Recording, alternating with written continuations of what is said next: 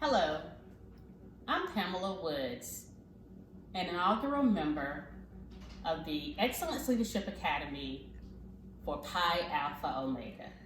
Welcome to my PAOex talk, Managing Disruption as a Pathway to Progress, a Case for Minimalism. Let's get into it. I thought we should actually look at what Merriam-Webster has to say as the definition of manage. Of course, we all know what it means, but sometimes it's just good to bring it to the forefront. So, as you see here, it says to work upon or try to alter for a purpose. Let's take a look at disruption. Again, we already know what it means, but I want to bring it to the forefront of your mind. It's a break, an interruption. And the normal course, Lord knows nothing has been normal. In fact, we talk about a new normal lately. So it's an interruption of some activity or purpose. Shucks, I'll just say it's an interruption of our lives, right? So I want to talk to you about my husband's story. So in early June, he had some pressure in his chest when we were exercising.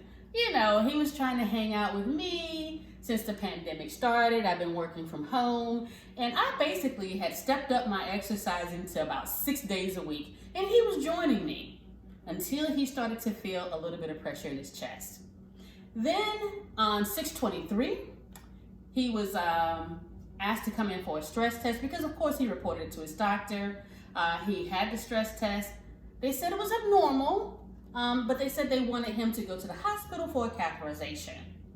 So the next morning, we went in for a catheterization, and they said 90% blockage in 3 arteries, and admission immediately for surgery. We were shocked because we thought we were going in for maybe a stint at the most. Can you say life disrupted? So he actually had heart surgery on 6/26. That Friday. So things happen at light speed. And so we'll move on from there. That's our disruption, my husband's open heart surgery. I'm sure you want to know, how's he doing today? You don't want me to tell you a story and not tell you how it ends, right? Well, I'm happy to report that today my husband has returned to work as of August the 17th, and he's doing better than I am. He's doing exceptionally well, and he actually does exercise anywhere from 5 to 7 days a week, just doing outstanding. So, you might ask, what helped us to get back to a healthy life after heart surgery? You might also ask, what was our path to progress? Well, of course, the answer includes many things. Our faith, family. But today, as a part of this PAOex talk, I want to discuss just one thing: minimalism. Let's look at that definition. Minimalism is the intentional, that's a key word, intentional promotion of the things we most value and the removal of everything that distracts us from it. I hesitate because when it comes to minimalism, what I found in talking to many people is they totally misunderstand what it is. And I get visceral reactions about minimalism.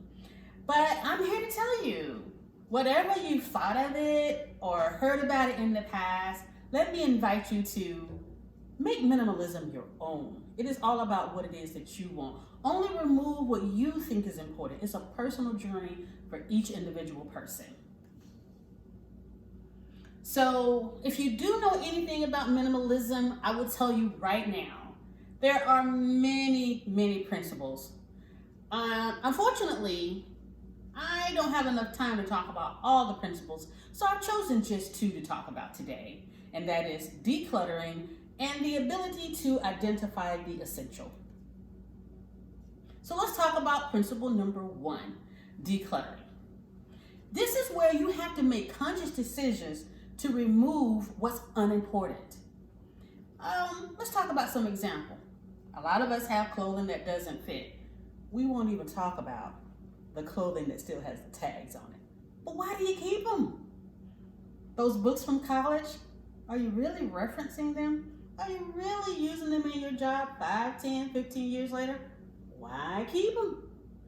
What about that unusual gift that Aunt Sally gave you, or a gift that you got from the office, or a gift you got from someone that doesn't really know your taste that well? If you don't really like the gift, I understand that for us, if somebody gives you a gift, a lot of times you're like, I need to keep it. But really, let's think about that. Why keep it? And let's talk about our busy lives. I mean, really, when you talk to people nowadays and you say, hey, how was your weekend? Busy. Hey, what are you doing after work? Busy. Most people are just busy, busy, busy. Again, why keep all those appointments? So when you're looking at principle number 1 and you're thinking about decluttering, here are the areas that you need to declutter.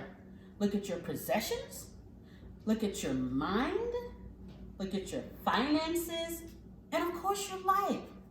And only keep what's important. So how does that relate to us when it comes to our disruption? Well, what we went through was that for our process, just so happens that in January, we stopped buying a lot of clothes. I can tell you that, yes, I've actually bought a few things. I have to come clean on that. But I can count it on one hand. I honestly can. Whereas in the past, I bought clothes probably every month. It was probably more of a hobby, or at least I thought it was, which is not something I really should have as a hobby. The second thing that we do is we donate clothing almost every month, and as well as items that we don't use. Of course, we're still working on all of that, but it is something that we've been doing, and all of this happened even before my husband's open heart surgery.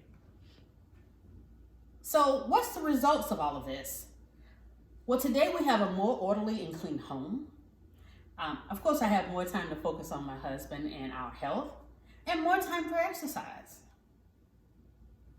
So when you really boil it down, as a result of decluttering, I don't have the stress of a messy house and don't have to worry about that during our time of disruption. So I had more free time because we had already begun to declutter. Principle 2, identify the essential. Intentionally design your life. Define your priorities. Is it health? Is it time for God, friends, family, volunteering? Or maybe you want to travel. Whatever it is, it's your idea of what's essential. But for us, our priorities are health, having more free time, and traveling.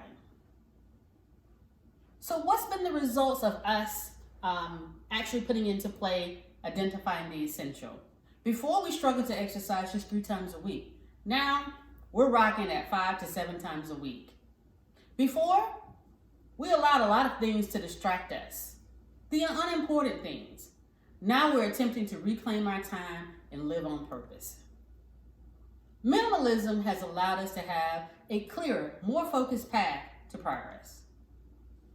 So my belief, of course, if you haven't figured it out by now, is that minimalism is for you.